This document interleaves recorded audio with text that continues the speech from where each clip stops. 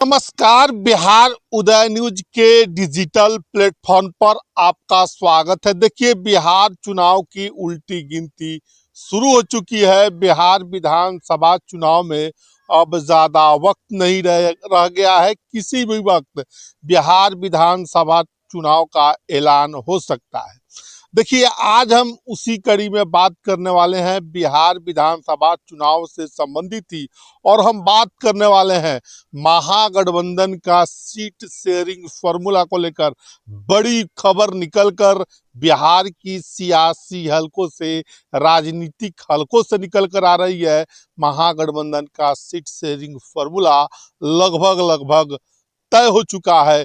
इसी फॉर्मूला के तहत महागठबंधन का सीट शेयरिंग फॉर्मूला 2025 के बिहार विधानसभा चुनाव में तय होगा। अब हम सारी बातों को बताना शुरू करें। कौन पार्टी महागठबंधन में कितने सीटों पर चुनाव लड़ेगी, एक एक करके हम बताएंगे आपको दोस्तों, और एक एक चीज बड़ी बारीकी से बताने का प्रयास करेंगे और समझाने का प्रयास करेंगे दोस्तों। इससे पहले हम आगे बढ़े, आपसे करबद्ध आग्रह है कि अगर आप चैनल पर नए हैं तो चैनल को सब्सक्राइब कर लीजिए, बेल आइकन दबा लीजिए, जिससे आपको आगे की जानकारी मिलता रहे। दोस्तों, हम सारी बातों को बताना शुरू करें। महागठबंधन 2025 का सीट शेयरिंग फॉर्मूला बताए, उससे पहले हम 2020 की बात करते हैं। 2020 के बिहार विधानसभा चुनाव में महागठबंधन में शामिल दल आरजेडी, कांग्रेस और आपको बता दें लेफ्ट की पार्टियां थी।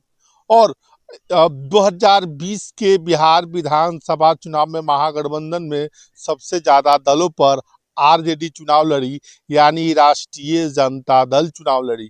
और उस चुनाव में आपको बता दें कि राष्ट्रीय जनता दल 74 सीटों 140 माफ करिएगा 144 सीटों पर चुनाव लड़ी, 74 सीटें जीतने में सफल रही।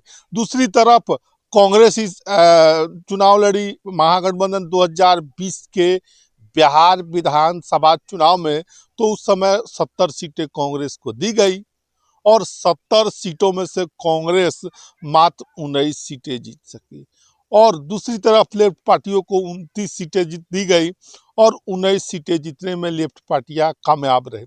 तो दोस्तों, 2020 के बिहार विधानसभा चुनाव में अगर महागठबंधन की सरकार नहीं बन पाई तो में कांग्रेस का बड़ा योगदान था, बड़ा ही योगदान था, क्योंकि 70 सीटें ली, लूज कर गई और मात्र 19 सीटें जीत पाई। उस समय आप सभी को मालूम होगा, महागठबंधन 2020 में चुनाव लड़ना चाहते थे मुकेश सहनी वीआईपी पार्टी के, और वीआईपी पार्टी नहीं लड़ पाई। और घटनाक्रम हुआ होटल मौर्या में, प्रेस कॉन्फ्रेंस था। उस प्रेस कॉन्फ्रेंस में मुकेश सहनी एकाएक खड़े हो गए। उन्होंने कहा कि मेरे पीठ में खंजर घोंपा गया है, मेरे पीठ पीछे वार किया गया है, और इस बातों को कहते हुए मुकेश सहनी बहिष्कार कर गए, वहां से चले गए। बाद में वो एनडीए खेमे में शामिल हो गए। तो देखिए, ये सारी बातें थी कि 2020 के चुनाव में महागठबंधन का जो सीट शेयरिंग फॉर्मूला था हमने बताया। अब 2025 का चुनाव है, और 2025 के चुनाव में तेजस्वी यादव कोई चूक करना नहीं चाहते हैं, जो चूक 2020 के चुनाव में की। जैसे कि उन्होंने कहा भी है कि इस बार हम किसी नेता को पैरवी पर टिकट नहीं देंगे और सर्वे करवाएंगे, सर्वे में जिनका रिपोर्ट अच्छा होगा उनको हम टिकट देंगे। तो बड़ा सवाल है, क्या होगा इस बार राष्ट्रीय जनता दल, महागठबंधन, कांग्रेस, तमाम दलों जो वीआईपी महागठबंधन में क्या हो सकता है सीट शेयरिंग फॉर्मूला, क्योंकि तेजस्वी यादव ने स्पष्ट कर दिया है कि महागठबंधन में इस बार सीट शेयरिंग फॉर्मूला अलग होगा, क्योंकि 9 दलों की एंट्री हो चुकी है। अब हम बात करते हैं महागठबंधन का अनुमानित सीट शेयरिंग फॉर्मूला क्या हो सकता है। देखिए, महागठबंधन में 2025 का जो महागठबंधन है, उस महागठबंधन में राष्ट्रीय जनता दल और बात करें कांग्रेस, दूसरी तरफ वीआईपी पार्टी और हेमंत सोरेन की झारखंड मुक्ति मोर्चा, पशुपति पारस की पार्टी की एंट्री लगभग महागठबंधन में तय है। तो देखिए, बिहार के सियासी हलकों से बड़ी खबर निकल कर आ रही है। सीट बंटवारे को लेकर, महागठबंधन के सीट बंटवारे को लेकर तेजस्वी ने देखिए फॉर्मूला सेट कर दिया है। एक एक चीज हम आपको बताएंगे। बड़ी बारीकी से बड़ी खबर निकल कर आ रही है बिहार के राजनीति में। 2025 के बिहार विधानसभा चुनाव में तेजस्वी यादव ने महागठबंधन का सीट शेयरिंग फॉर्मूला लगभग तैयार कर लिया है। यही फॉर्मूला हो सकता है 2020 के बिहार विधानसभा चुनाव में। तो चलिए हम आपको बताते हैं, समय को जाया नहीं करते हुए। देखिए, महागठबंधन का सीट शेयरिंग जो फॉर्मूला है उसके तहत 140 सीटों पर आरजेडी लड़ेगी। दूसरी तरफ कांग्रेस है, जो बड़ी खबर निकल कर आ रही है उसके अनुसार कांग्रेस को 52 सीटें दी जा सकती है।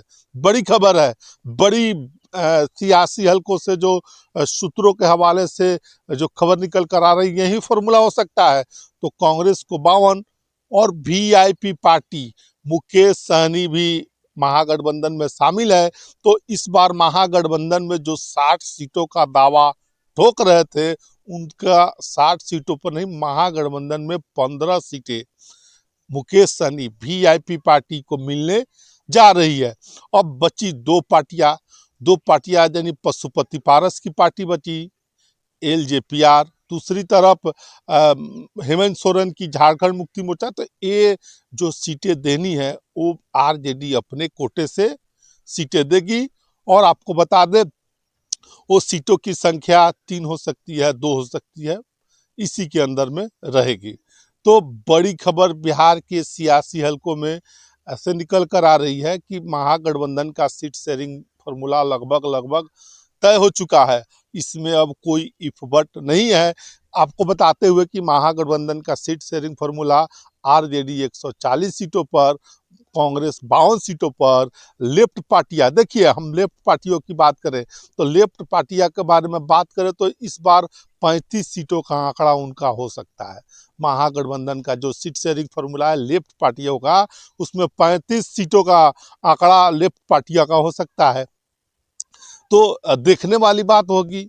बड़ी खबर निकल कर है, लेफ्ट पार्टियां जिसका स्ट्राइक रेट 2020 के बिहार विधानसभा चुनाव में बड़ा ही बेहतरीन रहा था, उस बिहार विधानसभा चुनाव 2025 में लेफ्ट पार्टियों का सीट बढ़ता हुआ नजर आ रहा है, कांग्रेस का घटता हुआ नजर आ रहा है।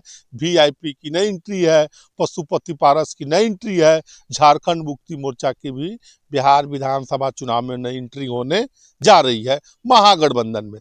तो यही बताते हुए कि महागठबंधन का सीट शेयरिंग फॉर्मूला आपको फिर से एक बार बता दें, कांग्रेस, आरजेडी, लेफ्ट की पार्टियां, शिबू सोरेन, तमाम पार्टियां, उनका फॉर्मूला हम आपको बताते हैं। सबसे बड़ी पार्टी के तौर पर महागठबंधन में आरजेडी लगभग 140 सीटों पर लड़ेगी, कांग्रेस 52 सीटों पर लड़ेगी और लेफ्ट की पार्टियां 35 सीटों पर लड़ेगी।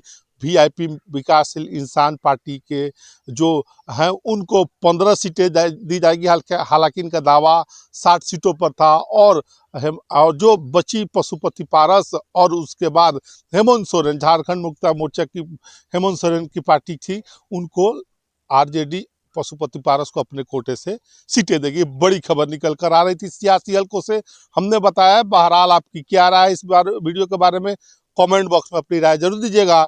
बहुत बहुत धन्यवाद।